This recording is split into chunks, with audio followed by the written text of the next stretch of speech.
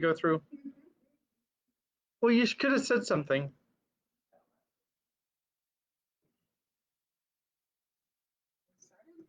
As soon as here it comes. Bienvenue! How are you? Hi, my name is David Sneathen, and this is Heavy D Storytelling, and I've got something weird going on behind my back. So, we're going to tell a story today, and the story that we're going to tell is the Never-Ending Story, beginning with chapter, I think we're on 7. So, before we get started, since today is the 1st of July, we are going to go ahead and read. We're going to start a new book in the Bible, and well, it's not new, but it is a new book that we're going to start reading in the Bible, and this is Genesis. So this is from the English Standard Version of the Bible. In fact, I'm going to, if anybody is watching along, I'm going to put a comment with a link right there. If you want to follow along, you don't have to pull out your Bible. You can just follow along right there with that link that I just sent. Okay, so this is Genesis chapter 1. In the beginning, God created the heavens and the earth. The earth was without form and void, and darkness was over the face of the deep. And the Spirit of God was hovering over the face of the waters. And God said, "Let there be light," and there was light. And God saw that the light was good, and God separated the light from the darkness. God called the light day, and the darkness he called night. And there was evening, and there was morning, the first day. And God said, "Let there be an expanse in the midst of the waters, and let it separate the waters from the waters." And God made the expanse and separated the waters that were under the expanse from the waters that were above the expanse, and it was so. And God called the expanse heaven. And there was evening, and there was morning, the second day. And God said, "Let the waters under the heavens be gathered together into one place, and let the dry land appear." And it was so. God called the dry land earth, and the waters that were gathered together he called seas. And God saw that it was good. And God said, "Let the earth sprout vegetation, plants yielding seed, and fruit trees bearing fruit in which is their seed, each according to its kind on the earth." And it was so. The earth brought forth vegetation, plants yielding seed according to their own kinds, and trees bearing fruit in which is their seed, each according to its kind. And God saw that it was good. And there was evening, and there was morning, the third day. And God said, "Let there be lights in the expanse of the heavens to separate the day from the night, and let them be for signs and for seasons and for days and years. And let them be lights in the expanse of the heaven to give light upon the earth." And it was so. And God made the two great lights, the greater light to rule the day, and the lesser light to rule the night, and the stars. And God set them in the expanse of the heavens to give light to the earth, to rule over the day and over the night, and to separate the light from the darkness. And God saw that it was good. And there was evening, and there was morning, the fourth day. And God said, "Let the waters swarm with swarms of living creatures, and let birds fly above the earth across the expanse of the heavens." So God created the great sea creatures and every living creature that moves, with which the waters swarm according to their kinds, and every winged bird according to its kind. And God saw that it was good. And God blessed them, saying, "Be fruitful and multiply, and fill the waters and the seas, and let birds multiply on the earth." And there was evening, and there was morning, the fifth day. And God said, "Let the earth bring forth living creatures according to their kinds, livestock and creeping things, and beasts of the earth according to their kinds." And it was so. And God made the beasts of the earth according to their kinds, and the livestock according to their kinds, and everything that creeps on the ground according to its kind. And God saw that it was good. Then God said, "Let us make man in our image, after our likeness, and let them have dominion over the fish of the sea, and over the birds of the heavens, and over the livestock, and over all the earth, and over every creeping thing that creeps on the earth." So God created man in his own image. In the image of God he created him. Male and female he created them. And God blessed them. And God said to them, "Be fruitful and multiply, and fill the earth and subdue it, and have dominion over the fish of the sea, and over the birds of the heavens, and over every living thing that moves on the earth. And God said, Behold, I have given you every plant yielding seed that is on the face of all the earth, and every tree with seed in its fruit. You shall have them for food, and to every beast of the earth, and to every bird of the heavens, and to everything that creeps on the earth, everything that has the breath of life, I have given every green plant for food. And it was so. And God saw everything he had made, and behold, it was very good. And there was evening, and there was morning, the sixth day. We'll start tomorrow with Genesis chapter 2. And at this point, we have the synopsis, and we're going to be blessed with Kimberly, who is going to give us the synopsis of the 2 chapters that we read yesterday. Are you ready for this, Kimmy? Yeah. Okay.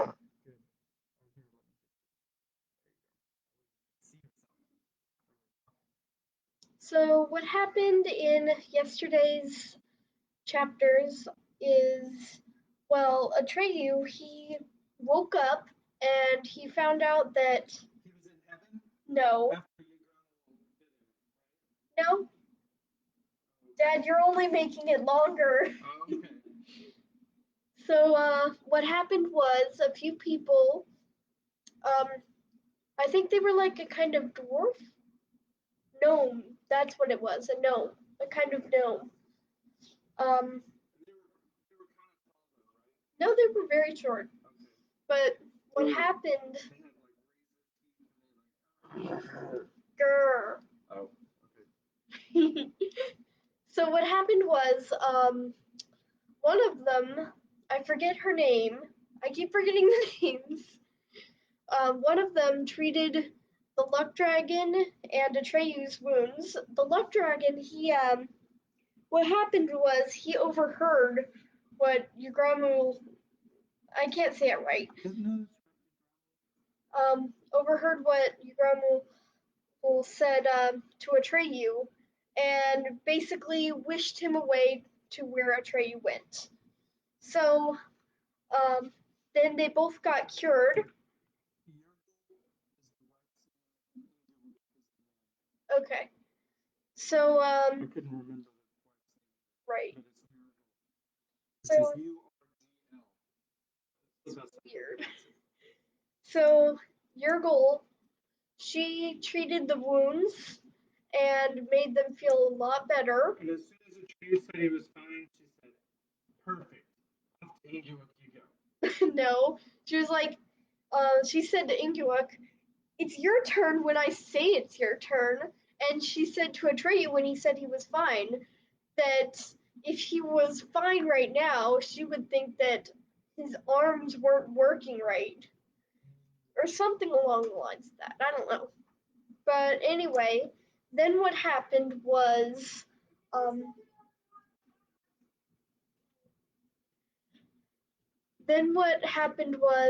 Ingework, he then got his turn with Atreyu, and he told him all he knew about the Oracle. The first gate is the Sphinxes. Now, if they look at you, you're practically dead because they put every riddle in the universe over your head for you to solve. And if you can't solve them all, then you can't go past them. Sometimes they close their eyes though and don't look at you. And Atreyu was very lucky and he didn't have to solve all the riddles of the universe. And then the second gate, you look at your true self. Whether you're a bad person or a good person, courageous or uh, or scared. Um, you know, you just see your true self, and most people aren't able to progress through that. The people who get past the Sphinx don't usually get past the mirror. Then, what happened to Atreyu when he passed through the mirror was he basically forgot who he was and everything. The third one is the What no did key. Atreus see in the mirror? He saw Bastion reading the book. That's weird. Yeah, and I know what's gonna happen next. Really? Hmm. Because I think we've got about 2 or 3 more chapters left before we are basically done with the movie. But we've got like another 20 chapters after that. Oh wow, they must have cut the book a lot. Maybe I'm Maybe, exaggerating. Maybe it's not yeah, quite that many. they Maybe it's must like have. 18. Still, it's a lot. But anyway, then what happened was, after Atreyu forgot who he was able to get through the no key door. Basically, there was a door. It didn't have a knob, and it led to nowhere. So Atreyu, he walked through the mirror, forgetting who he was and everything, and he examined the door, and he was like, okay, that leads to nowhere. So he starts to turn back, but for some reason he turns around after Bastion says, turn around! And so he turns around and the door opens for him. And then he goes through the door, and that's where we are. Wait, there was a thing that happened. Okay, so, um, Ingewick, right? Yeah, Ingewick. He told him. Oh,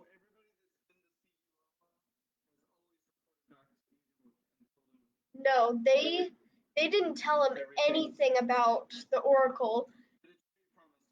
No, he said that if there were some rules against it, he couldn't tell him. But Ingeborg was okay with that because he understood. No, he was freaking mad. Oh, okay. He So, basically was ready to quit his life's work. all right. So, I see that we've got 2 people, Rebecca and Mom. Looks like it is. So, thank you for joining us this evening. Nice to see you, Rebecca. Chapter 7 is called The Voice of Silence, and the first letter is G, as in golf. And I think JJ actually read the first word yesterday, so he gave you a sneak peek into what we're going to read. Um, uh-oh, here he comes. Remember, that's a G. Gladness. Gladness. Gladness. Okay, all right, now go. Bye. Okay. Gladness buoyed, buoyed, buoyed.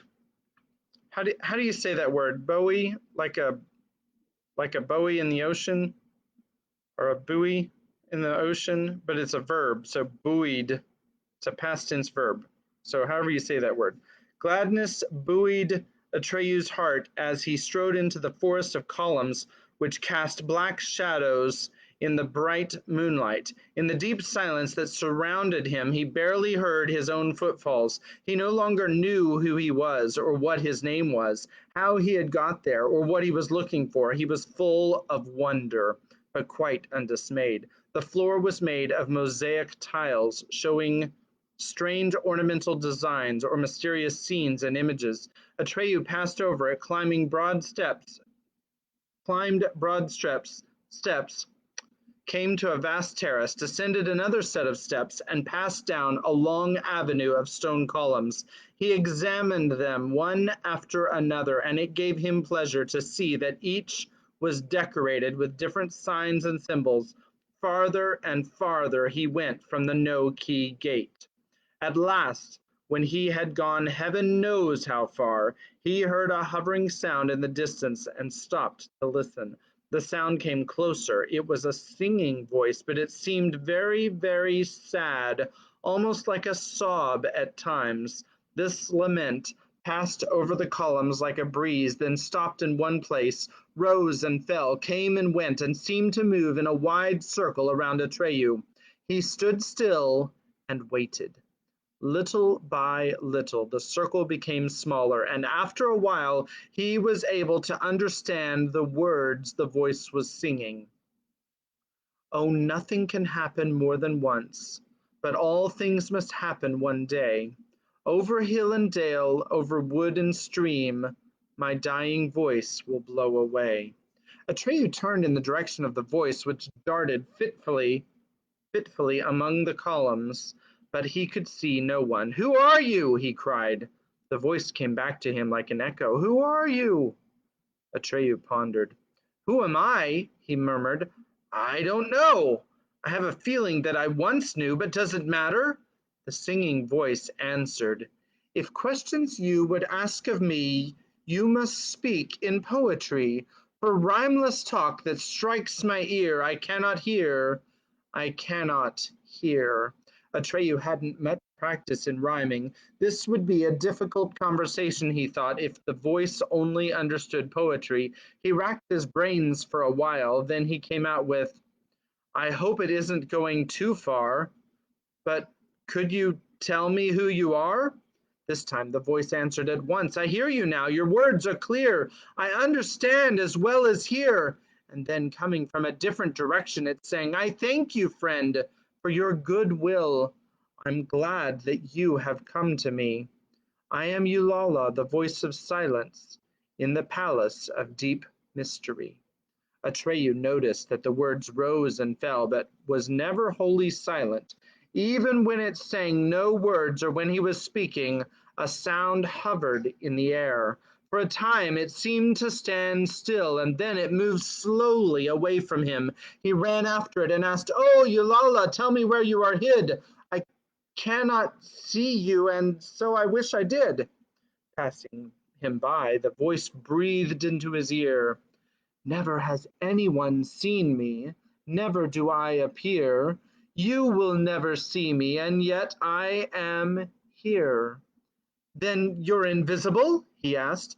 But when no answer came, he remembered that he had to speak in rhyme. He asked, "Have you no body? Is that what you mean? Or is it that you can't be seen?" He heard a soft bell-like sound, which might have been a laugh or a sob, and the voice sang, "Yes and no, and neither one. I do not appear in the brightness of the sun, as you appear, for my body is but sound, that one can hear but never see, and this voice you're hearing now is all there is of me." In amazement, Atreyu followed the sound this way and that way through the forest of columns. It took him some time to get a new question ready. "Do I understand you right? Your body is this melody, but what if you should cease to sing? Would you cease to be?" The answer came to him from very near. "Once my song is ended, what comes to others soon or late, when their bodies pass away, will also be my fate. My life will last the time of my song, but that will not be long." Now it seemed certain that the voice was sobbing, and Atreyu, who could not understand why, hastened to ask, "Why are you so sad? Why are you crying? You sound so young. Why speak of dying?" And the voice came back like an echo, "I am only a song of lament. The wind will blow me away. But tell me now why you were sent. What have you come to say?" The voice died away among the columns, and Atreyu turned in all directions, trying to pick it up again. For a little while he heard nothing. Then, starting in the distance, the voice came quickly closer. It sounded almost impatient. "Eulala is the answer. Answers on questions feed. So ask me what you've come to ask, for questions are her need." Atreyu cried out, "Then help me, Eulala. Tell me why you sing as plaint as if you soon must die." And the voice sang, "The childlike empress is sick, and with her Fantastica will die. The nothing will swallow this place. It will perish, and so will I. We shall vanish into the nowhere and never, as though we have never been. The empress needs a new name to make her well again." Atreyu pleaded, "Oh, tell me, Eulala, oh, tell me who can give the childlike empress the name which alone will let her live." The voice replied, "Listen, and listen well, to the truth I have to tell. Though your spirit may be blind to the sense of what I say, print my words upon your mind before you go away. Later you may dredge them up from depths of memory, raise them to the light of day exactly as they flow from me. Everything depends on whether you remember faithfully." For a time he heard only a plaintive sound without words. Then suddenly the voice came from right next to him, as though someone were whispering into his ear. "Who can give the childlike empress the new name that will make her well? Not you, not I, no elf, no jinn can save us from the evil spell. For we are figures in a book. We do what we were invented for, but we can fashion nothing new and cannot change from what we are. But there's a realm outside Fantastica. The outer world is its name. The people who live there are rich indeed, and not at all the same. Born of the Word, the children of man, or humans as they're sometimes called, have had the gift of giving names ever since our worlds began. In every age, it's they who gave the childlike empress life, for wondrous new names have the power to save. But now, for many and many a day, no human has visited Fantastica, for they no longer know the way. They have forgotten how real we are. They don't believe in us anymore. Oh, if only one child of man would come. Oh, then at last the thing would be done. If only one would hear our plea. For them it is near, but for us too far. Never can we go out to them, for theirs is the world of reality. But tell me, my hero, you so young, will you remember what I have sung?" "Oh, yes," cried Atreyu in bewilderment. He was determined to imprint every word on his memory, though he had forgotten what for. He merely had a feeling that it was very, very important. But the sing-song voice and the effort of hearing and speaking in rhyme made him sleepy. He murmured, "I will remember, I will remember every word, but tell me, what shall I do with what I've heard?" And the voice answered, "That is for you alone to decide. I've told you what was in my heart. So this is when our ways divide, when you and I must part." Almost half asleep, Atreyu asked, "But if you go away, where will you stay?" Again he heard the sobbing of the voice, which receded more and more as it sang. "The nothing has come near. The oracle is dying. No one again will hear Eulala laughing or sighing. You are the last to hear my voice among the columns, sounding far and near. Perhaps you will accomplish what no one else has done. But to succeed, young hero, remember what I have sung." And then farther and farther in the distance, Atreyu heard the words, "Oh, nothing can happen more than once, but all things must happen one day. Over hill and dale, over wood and stream, my dying voice will blow away." That was the last Atreyu heard. He sat down, propped his back against a column, looked up at the night sky, and tried to understand what he had heard. Silence settled around him like a soft, warm cloak, and he fell asleep. When he awoke in the cold dawn, he was lying on his back, looking up at the sky. The last stars paled. Eulala's voice still sounded in his thoughts. And then, suddenly, he remembered everything that had gone before and the purpose of his great quest. At last he knew what was to be done. Only a human, a child of man, someone from the world beyond the borders of Fantastica, could give the childlike empress a new name. He would just have to find a human and bring him to her. Briskly, he sat up. "Ah," thought Bastian, "how gladly I would help her. Her and Atreyu too. What a beautiful name I would think up. I only knew how to If only I knew how to reach Atreyu, I'd go this minute. Wouldn't he be amazed if I were suddenly standing before him? But it's impossible, or is it?" And then he said under his breath, "If there's any way of getting to you in Fantastica, tell me, Atreyu. I'll come without fail. You'll see." When Atreyu looked around, he saw that the forest of columns with its stairways and terraces had vanished. Sorry, just a minute. Whichever way he looked, there was only the empty plain that he had seen behind each of the three gates before going through. But now the gates were gone, all three of them.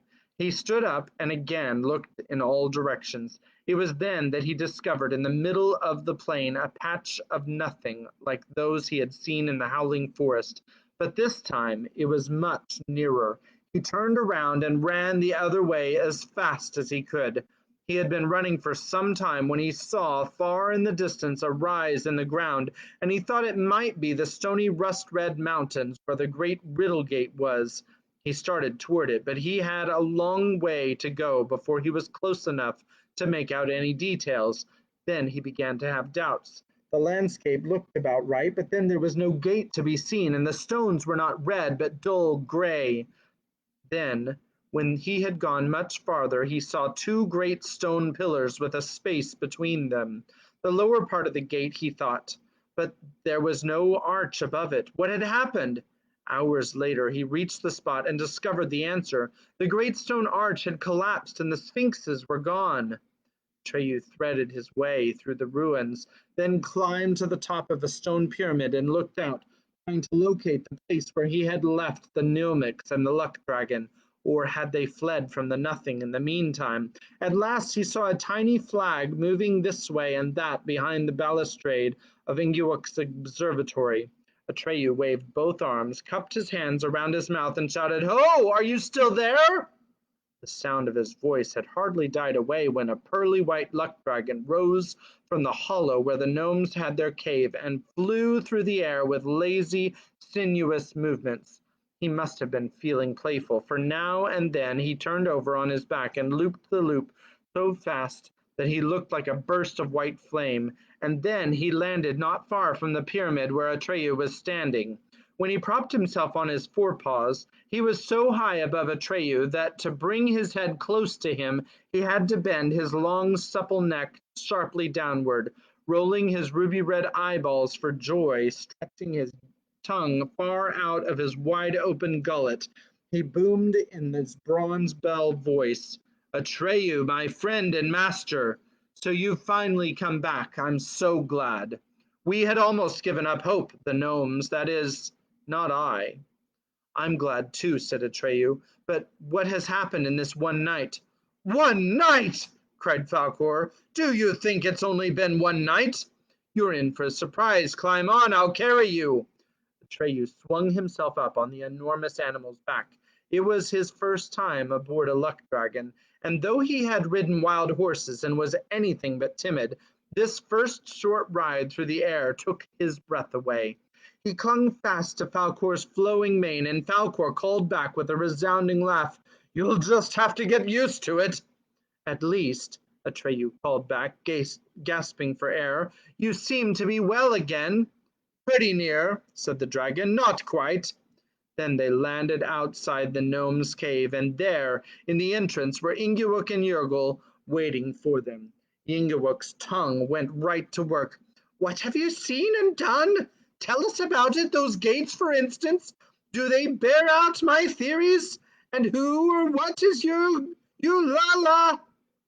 But Jurgel cut him off. "That'll do. Let the boy eat and drink.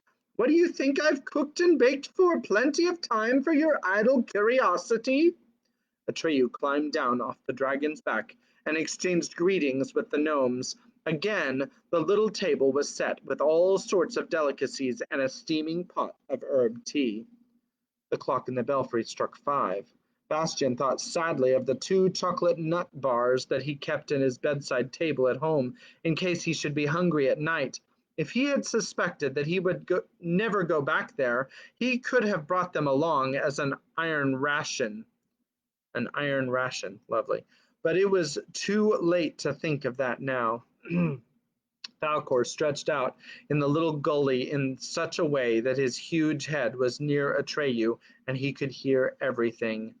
"Just imagine," he said, "my friend and master thinks he was gone for only one night." "Was it longer?" Atreyu asked. "7 nights and 7 days," said Falkor. "Look, my wounds are almost healed." Then, for the first time, you noticed that his own wound, too, was healed. The herb dressing had fallen off. He was amazed. "How could it be? I passed through the 3 magic gates. I talked to Eulala. Then I fell asleep, but I can't possibly have slept that long." "Space and time," said Yingawuk, "must be different in there. Anyway, no one has ever stayed in the Oracle as long as you. What happened? Are you finally going to speak?" 1 minute of a pause. "Hey, Daniel, what are you doing downstairs?" "All right,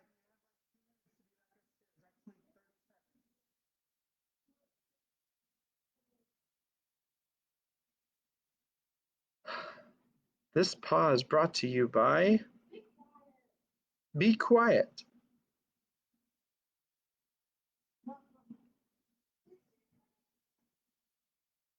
"Space and time," said Yingawuk, "must be different in there. Anyway, no one had ever stayed in the Oracle as long as you. What happened? Are you finally going to speak?"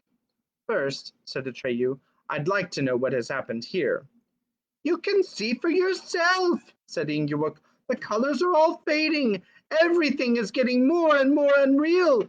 The great riddle gate isn't there anymore. It looks as if the nothing were taking over." "What about the sphinxes? Where have they gone? Did they fly away? Did you see them go?"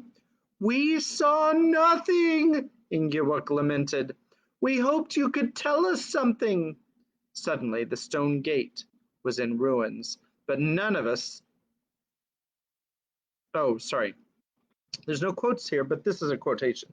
"Suddenly the stone gate was in ruins, but none of us saw or heard a thing. I even went over and examined the wreckage. And do you know what I found?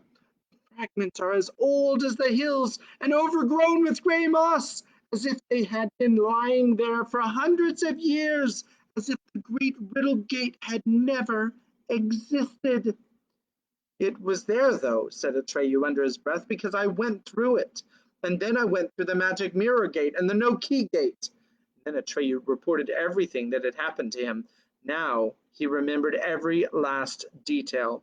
As Atreyu told them his story, Ingiwuk, who had at first been impatiently demanded further information, became more and more subdued, and when Atreyu repeated almost word for word what Eulala had told him, the gnome said nothing at all. His shriveled little face had taken on a look of deepest gloom. "Well," said Atreyu in conclusion, "now you know the secret. Eulala is just a voice. She can only be heard. She is where she sings." For a time Ingewuk was silent. When he spoke, his voice was husky. "You mean she was?" "Yes," said Atreyu. "She herself said no one else would ever hear her speak. I was the last." Two little tears flowed down Ingewuk's wrinkled cheeks. "All for nothing!" he croaked. "My whole life work, all my research, my year-long observations. At last someone brings me the last stone for my scientific edifice. Finally, I'm in a position to complete my work, to write the last chapter, and it's absolutely futile and superfluous. It's no longer of the slightest interest to anyone, because the object under investigation has ceased to exist. There go my hopes, all shattered." He seemed to break into a fit of coughing, but actually he was shaken with sobs. Moved to sympathy, Yergol stroked his bald little head and mumbled, "Poor old Ingeborg, poor old Ingeborg, don't let it get you down. You'll find something else to occupy you." "Woman!" Ingeborg fumed at her. "What you see before you is not a poor old Ingeborg, but a tragic figure." Once again he ran into the cave, and again a door was heard slamming within. Yergol shook her head and sighed. "He means no harm," she muttered. "He's a good old sort if he weren't plump crazy." When they had finished eating, Yergol stood up and said, "I've got to pack now. We can't take much with us, but we will need a few things. I'd better hurry." "You're going away?" Atreyu asked. Yergil nodded. We had no choice, she said sadly. Where the nothing takes hold, nothing grows. And now my poor old man has no reason to stay. We'll just have to see how we make out. We'll find a place somewhere, but what about you? What are your plans? I have to do as Eulala told me, said Atreyu. Try and find a human and take him to the childlike empress to give her a new name. Where will you look for this human? Yergil asked. I don't know, said Atreyu. Somewhere beyond the borders of Fantastica. We'll get there, came Falcor's bell-like voice. I'll carry you, you'll see. We'll be lucky. In that case, Yergil grunted, you'd better get started. Maybe we could give you a lift, Atreyu suggested, for part of the way. That's all I need, said Yergil. You won't catch me gallivanting around in the air. A self-respecting gnome keeps his feet on the ground. Besides, you mustn't let us delay you. You have more important things to do. For us all. But I want to show my gratitude, said Atreyu. The best way of doing that is to get started and stop frittering the time away with this useless jibber-jabber. She's got something there, said Falcor. Let's go, Atreyu. Atreyu swung himself on the luck dragon's back. One last time he turned by and shouted, Goodbye! But Yergil was already inside the cave, packing. When some hours later she and Ingiwuk stepped out into the open, each was carrying an overloaded buck basket, and again they were busily quarreling. Off they waddled on their tiny, crooked legs and never once looked back. Later on, Ingiwuk became very famous. In fact, he became the most famous gnome in the world, but not because of his scientific investigations. That, however, is another story and shall be told another time. At the moment when the two gnomes were starting out, Atreyu was far away, whizzing through the skies of Fantastica on the back of Falcor, the white luck dragon. Involuntarily, Bastian looked up at the skylight, trying to imagine how it would be if Falcor came cutting through the darkening sky like a dancing white flame if he and Atreyu were coming to get him. Oh my, he sighed, wouldn't that be something? He could help them, and they could help him. He would be saved, and so would Fantastica. Chapter 8 is called The Wind Giant. Looks like JJ's awake. Daniel's awake. Daniel?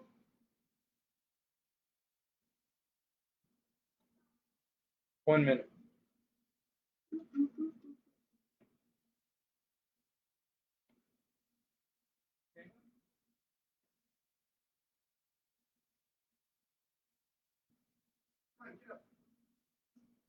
Listen to the story. Okay. Okay.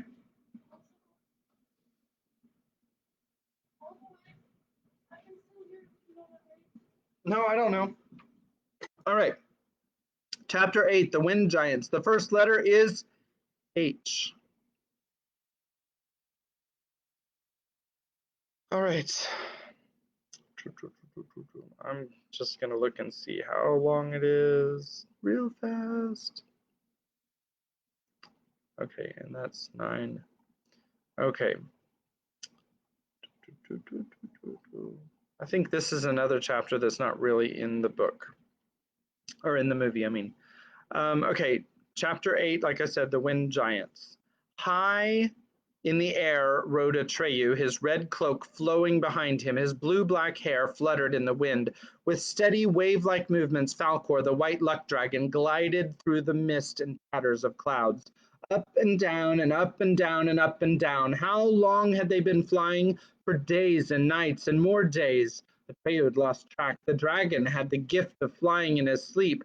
Farther and farther they flew. Sometimes Atreyu dozed off, clinging fast to the dragon's white mane, but it was only a light, restless sleep, and more his waking became a dream, all hazy and blurred. Shadowy mountains passed below him, lands and seas, islands and rivers. Atreyu had lost interest in them and gave up trying to hurry Falcor as he had done on first leaving the Southern Oracle, for then he had been impatient, thinking it was a simple matter for one with the dragon to ride to reach the border of Fantastica and cross it to the outer world. He had known how very large he hadn't known how very large Fantastica was. Now he had to fight the leaden weariness that was trying to overpower him. His eyes, once as keen as a young eagle's, had lost their distant vision. From time to time he would pull himself upright and try to look around, but then he would sink back and stare straight ahead at the dragon's long, supple body with its pearly pink and white scales. Falcor was tired too. His strength, which had seemed inexhaustible, was running out. More than once in the course of their long flight they had seen below them spots which the nothing had invaded, and which gave them the feeling that they were going blind. Seen from that height, many of these spots seemed relatively small, but others were as big as whole countries. Fear gripped the luck dragon and his rider, and at first they changed direction to avoid looking at the horror. But strange as it may seem, horror loses its power to frighten when repeated too often. And since the patches of nothing became more and more frequent, the travelers were gradually getting used to them. They had been flying in silence for quite some time when suddenly Falcor's bronze bell tone rang out, "Atreyu, my little master! Are you asleep?" "No," said Atreyu, though actually he had been caught up in a terrifying dream. "What is it, Falcor?" "I've been wondering if it wouldn't be wiser to turn back." "Turn back? Where to?" "To the ivory tower, to the childlike empress." "You want us to go to her empty-handed?" "I wouldn't call it that, Atreyu. What was your mission?" "To discover the cause of her illness and find out what would cure it." "But," said Falcor, "nothing was said about your bringing her the cure." "What do you mean?" "Maybe it's a mistake trying to cross the border of Fantastica in search of a human." "I don't see what you're driving at, Falcor. Explain yourself." "The childlike empress is deathly sick," said the dragon, "because she needs a new name. Morla the Aged One told you that, but only a human, only a child of man from the outer world can give her this name. Eulala told you that. So you've actually completed your mission. It seems to me you should let the childlike empress know it as soon as possible." "But it won't do her a bit of good," Atreyu protested, "unless I bring her the human who can save her." "Don't be so sure," said Falcor. "She has much greater power than you or I. Maybe she would have no difficulty in bringing a human to Fantastica. Maybe she has always maybe she has ways that are unknown to you and me and everyone else in Fantastica. But to do so, she needs to know what you have found out. If that's the way it is, there's no point in our trying to find a human on our own. She might even die while we're looking. But maybe if we turn back in time, we can save her." Atreyu made no answer. The dragon could be right, he reflected, but then he could be wrong. If he went back now with this message, the childlike empress might very well say, "What good does that do me? And now it's too late to send you out again." He didn't know what to do, and he was tired, much too tired to decide anything. "You know, Falcor," he said, hardly above a whisper, "you may be right. Or you may be wrong. Let's fly on a little further. Then, if we haven't come to a border, we'll turn back." "What do you mean by a little further?" the dragon asked. "A few hours," Atreyu murmured. "Oh, well, just 1 hour." "All right," said Falcor. "Just 1 hour." But that 1 hour was 1 hour too many. They hadn't noticed that the sky in the north was black with clouds. In the west, the sky was aflame, and ugly-looking clouds hung down over the horizon like seaweed. In the east, a storm was rising like the blanket of gray lead, and all around it there were tatters of cloud that looked like blue ink blots, and from the south came a sulphur-yellow mist, streaked with lightning. "We seem to be getting into bad weather," said Falkor. Treyu looked in all directions. "Yes," he said, "it looks bad. But what can we do but fly on?" "It would be more sensible," said Falkor, "to look for shelter. If this is what I think, it's no joke." "What do you think?" Atreyu asked. "I think it's the wind giants starting one of their battles. They're almost always fighting to see which is the strongest and should rule over the others. To them it's a sort of game because they have nothing to fear. But God help anyone who gets caught in their little tiffs." "Can't you fly higher?" Atreyu asked. "Beyond their reach, you mean? No, I can't fly that high. And as far as I can see, there's nothing but water below us. Some enormous ocean. I don't see any place to hide in." "Then," said Atreyu, "we'll just have to wait till they get here. Anyway, there's something I want to ask them." "What?" cried the dragon, so terrified that he jumped, in a manner of speaking, sky high. "If they are the four wind giants," Atreyu explained, "they must know all the four corners of Fantastica. If anyone can tell us where the borders are, it's them." "Goodness!" cried the dragon. "You think you can just stop and chat with the wind giants?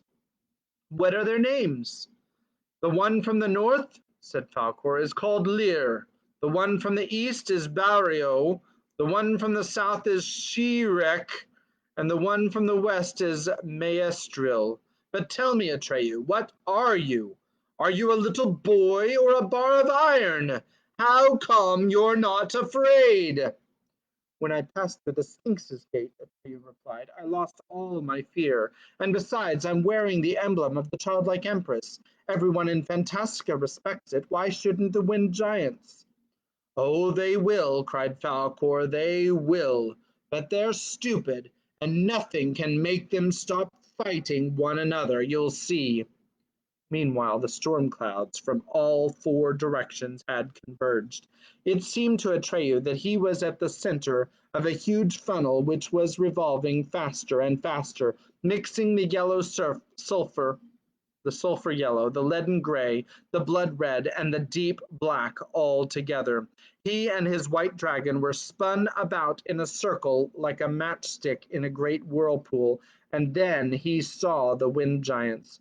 Actually, he saw Actually, all he saw was faces, because their limbs kept changing in every possible way, from long to short, from clear cut to misty, and they were so knotted together in a monstrous free for all that it was impossible to make out their real shapes, or even how many of them there were. The faces, too, were constantly changing. Now they were round and puffed, now stretched from top to bottom or from side to side, but at all times they could be told apart. They opened their mouths and bellowed and roared and howled and laughed at one another.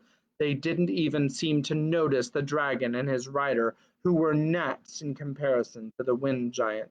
Atreyu raised himself as high as he could. With his right hand he reached for the golden amulet on his chest and shouted at the top of his lungs, "In the name of the childlike empress, be still and listen!" And the unbelievable happened. As though suddenly stricken dumb, they fell silent. Their mouths closed, and 8 gigantic goggle eyes were directed at Orin. The tempest stopped, and the air was deathly still. "Answer me!" cried Atreyu. "Where are the borders of Fantastica? Do you know, Lear?" "Not in the north," said the black cloud face. "And you, Barrio?" "Not in the east," said the leaden gray cloud face. "You tell me, Shirek." "There is no border in the south," said the sulphur yellow cloud face. "Maestril, do you know?" "No border in the west," said the fiery red cloud face. And then they all spoke as with one mouth. Who are you who bear the emblem of the childlike empress and don't know that Fantastica has no borders? Atreyu made no reply. He was stunned. It had never occurred to him that Fantastica have no borders, what might have no borders whatsoever. Then his whole quest had been for nothing. He hardly noticed it when the Wind Giants resumed their war game. He had given up caring what would happen to him. He clung fast to the dragon's mane when they were hurled upward by a whirlwind. The lightning played around them. They were spun in a circle and almost drowned in a downpour of rain. They were sucked into a fiery wind that nearly burned them up. But a moment later, a hailstorm consisting not of stones, but of icicles as long as spears flung them downward. So it went up and down and up, this way and that. The wind giants were fighting for power. A gust of wind turned Falkor over on his back. Hold tight, he shouted, but it was too late. Atreyu had lost his hold and fell. He fell and fell, and then he lost consciousness. When he came to, Atreyu was lying on white sand.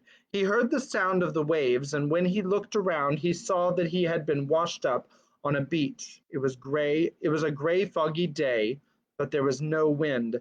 The sea was calm, and there was no sign that the wind giants had been fighting a battle only a short time before. The beach was flat, and there were no hills or rocks in sight, only a few gnarled and crooked trees, which, seen through the mist, looked like great clawed hands. Atreyu sat up. Seeing his red buffalo hair cloak a few steps away, he crawled over to it and threw it over his shoulders. To his surprise, it was almost dry. So he must have been lying there for quite a while. How had he got there? Why hadn't he drowned? Dimly he remembered arms that had carried him, and strange singing voices. Poor child, beautiful child, hold him. Don't let him go under. Perhaps it had only been the sound of the waves. Or could it have been sea nymphs and water sprites? Probably they had seen the glory and that was why they had saved him.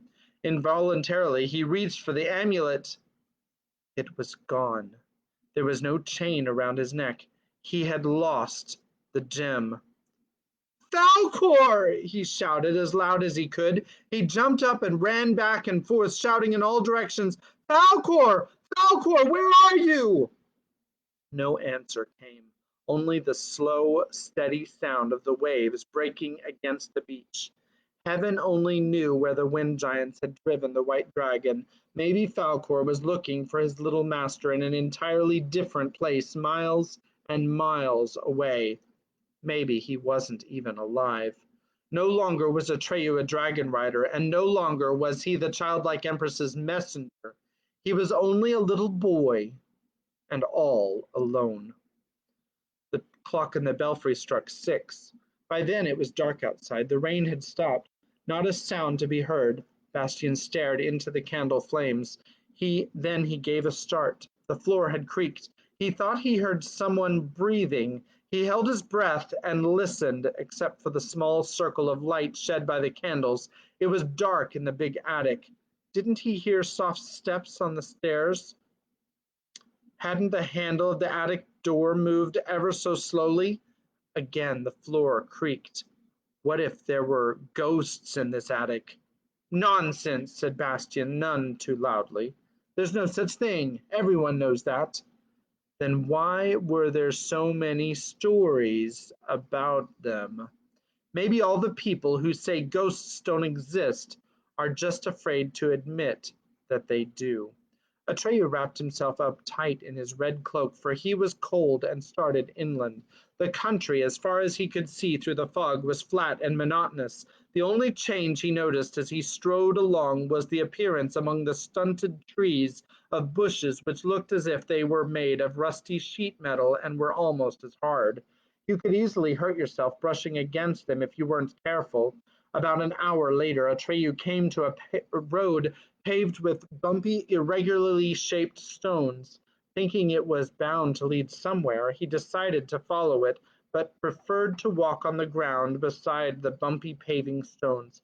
The road kept twisting and turning, though it was hard to see why, for there was no sign of any hill, pond, or stream. In that part of the country, everything seemed to be crooked. Atreyu hadn't been skirting the road for very long when he heard a strange thumping sound. It was far away, but coming closer. It sounded like the muffled beat of a big drum. In between beats, he heard a tinkling of bells and a shrill piping that could have been made by fifes. He hid behind a bush by the side of the road and waited to see what would happen. Slowly the strange music came closer, and then the first shapes emerged from the fog. They seemed to be dancing, but it was a dance without charm or gaiety. The dancers jumped grotesquely, rolled on the ground, crawled on all fours, leapt into the air, and carried on like crazy people. But all Atreyu could hear was the slow, muffled drum beats, the shrill fifes, and a whimpering and panting from many throats. More and more figures appeared. The procession seemed endless. Atreyu looked at the dancers' faces. They were ashen gray and bathed in sweat, and the eyes had a wild, feverish glow. Some of the dancers lashed themselves with whips. They're mad, Atreyu thought, and a cold shiver ran down his spine. The procession consisted mostly of nighthawks, kobolds, and ghosts. There were vampires as well, and quite a few witches, old ones with great humps and beards, but also young ones who looked beautiful and wicked. If he had had Oren, he would have approached them and asked what was going on. As it was, he preferred to stay in his hiding place until the mad procession had passed and the last straggler vanished, hopping and limping in the fog. Only then did he venture out on the road and look after the ghostly procession. Should he follow them? He couldn't make up his mind, but by that time, to tell the truth, he didn't know if there was anything that he should or should not do. For the first time, he was fully aware of how much he needed the childlike Empress's amulet and how helpless he was without it. And not only, or even mainly, because of the protection it had given him, it was thanks to his own strength, after all, that he had stood up to the hardships and terrors and the loneliness of the quest. But as long as he had carried the emblem, he had never been at a loss for what to do. Like a mysterious compass, it had guided his thoughts in the right direction.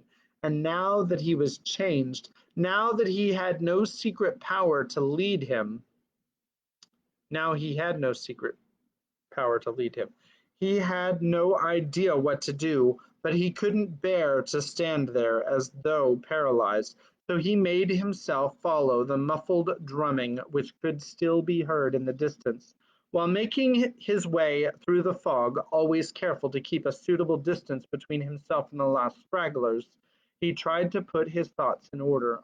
Why, oh why, hadn't he listened when Falkor advised him to fly straight to the childlike Empress?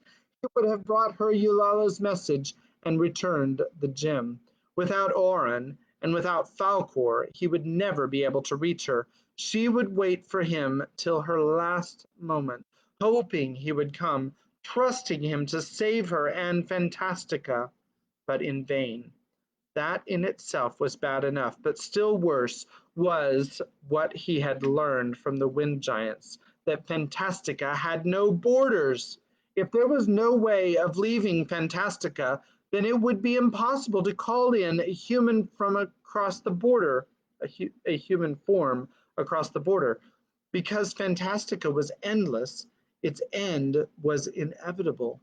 But while he was stumbling over the bumpy paving stones in the fog, Eulala's gentle voice resounded in his memory, and a spark of hope was kindled in his heart. Lots of humans had come to Fantastica in the past and given the childlike Empress glorious new names. That's what she had sung.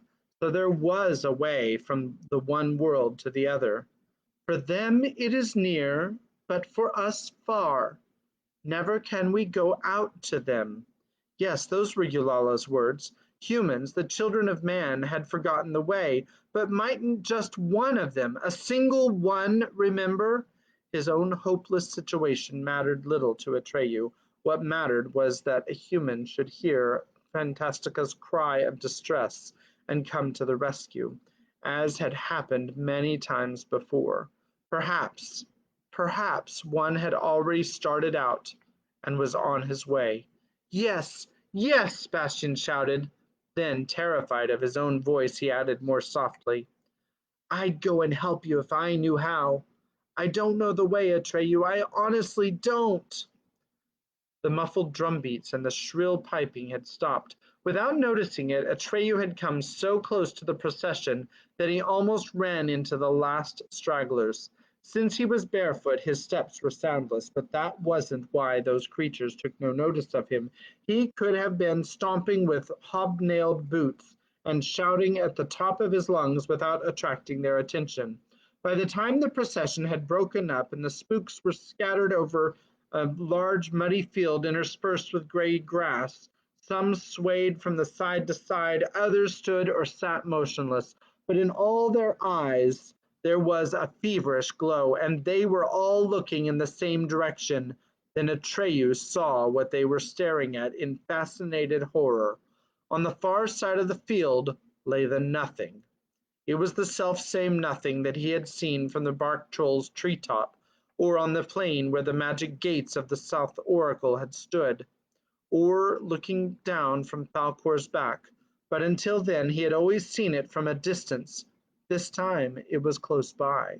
It cut across the entire landscape and was coming slowly but irresistibly closer.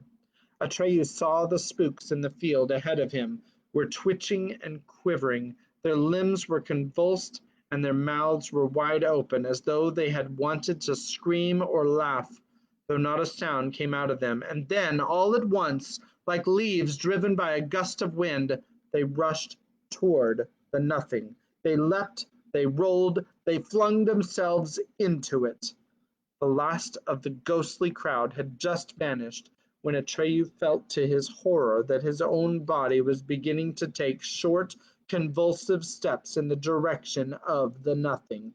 He felt drawn to it by an unreasoning desire and braced his will against it. He commanded himself to stand still. Slowly, very slowly, he managed to turn around and step by step, as though bucking a powerful current, to struggle forward. The force of attraction weakened, and he ran with all his might over the bumpy paving stones. He slipped, fell, picked himself up, and ran on. He had no time to wonder where this foggy road would lead him.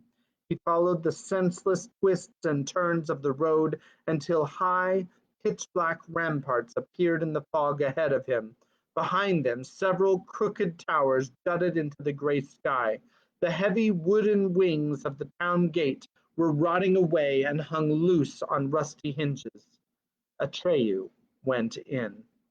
It was growing colder and colder in the attic. Bastian's teeth were chattering. What if he should get sick? What would become of him then? He might come down with pneumonia, like Willie, a boy in his class. Then he would die, all alone in this attic. There'd be no one to help him. He'd have been very glad that just then to have his father come and save him. But go home? No, he couldn't. He'd rather die. He took the rest of the army blankets and wrapped them around him. After a while, he felt warmer. Chapter 9 is called Spook City, and the first letter is I. So, I hope you are enjoying the story. Here's JJ to tell you how much he's enjoying the story. I think it's really good. What's your favorite part so far? Probably the first gate, The first gate. Why do you like that? because you have to die by riddles. Okay, I'm not sure that I understood that fully, but die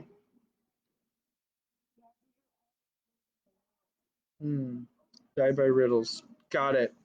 Okay, so we're going to come back tomorrow, sometime around 8.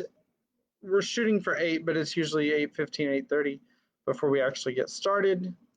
And God bless you guys. Have a good night. And we'll see you tomorrow when we get to tell another story. Good night. God bless you. Oh, Mom says not yet. Oh, okay. Mom says not yet. Just a minute. We'll hang on. Hey, so today is a special occasion because for the first time, first of all, for the first time on my, I like how he switches from character to character. Have a good night, guys. I think Rebecca got to the end. So for the first time, my push-up video, I tagged, because I tag somebody every night, and I've been tagging Army horn players, but I've run out of Army horn players that I can tag, so I'm just tagging horn players.